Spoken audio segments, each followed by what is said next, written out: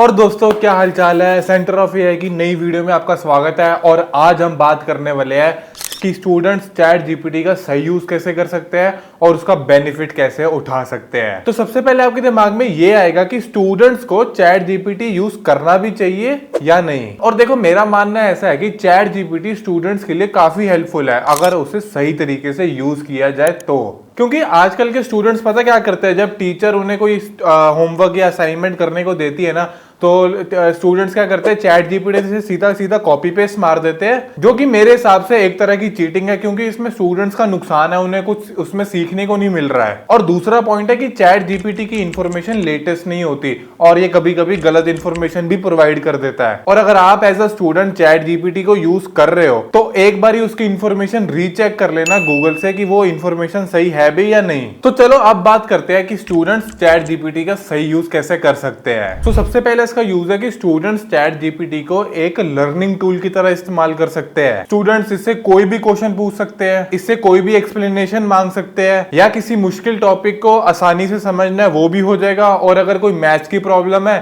तो वो ये भी सॉल्व कर देगा। ये एक तरह का डिजिटल ट्यूटर है जो 24/7 अवेलेबल है। एग्जाम्पल के लिए, जैसे मुझे मेरे होमवर्क में हेल्प करनी है तो चैट जीपीटी में गया और मैंने ये वाला प्रॉम्प्ट डाला और देखो इसने मेरी कितनी अच्छी तरह से हेल्प कर दी। चैट जीपीटी स्टूडेंट्स के लिए एक इंस्पिरेशन का जरिया बन सकता है। अगर आप कोई स्टोरी या पोएम वगैरह लिख रहे हो या किसी प्रोजेक्ट वगैरह पे काम कर रहे हो, देन चैट जीपीटी को अपना आइडिया शेयर करके उस आइडिया को और बेटर बना सकते हो। एग्जाम्पल के लिए, मान लो मैं एक नॉवल लिख रहा हूं और उसमें कैरेक्टर्स का नाम रखने में मैं थोड़ा कंफ्यूज हो रहा हूं, तो मैं चैट जीपीटी पे गया और ये वाला प्रॉम्प्ट डाला और देखो इसने मेरी कितनी ज्यादा हेल्प कर दी। मान लो आपने एक असाइनमेंट लिखी 700-800 वर्ड्स की, अब उसे प्रूफ रीड करने में, उसमें से स्पेलिंग मिस्टेक निकालने में और उसकी ग्रामर मिस्टेक सब ठीक करने में आपका बहुत ज्यादा टाइम जाएगा।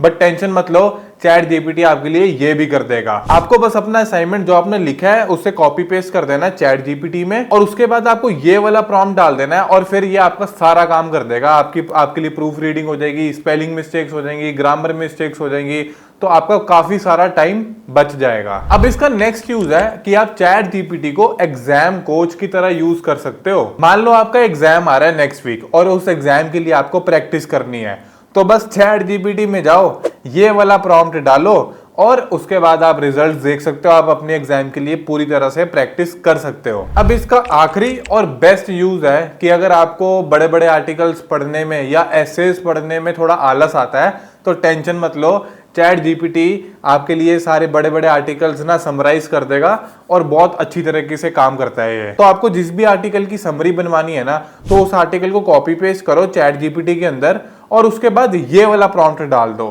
एंड रिजल्ट्स आप अभी स्क्रीन पे देख ही रहे होंगे।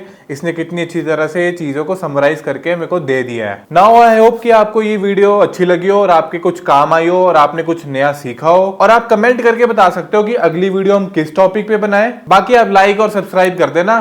तब तक के लिए मिलते हैं, बाय बाय।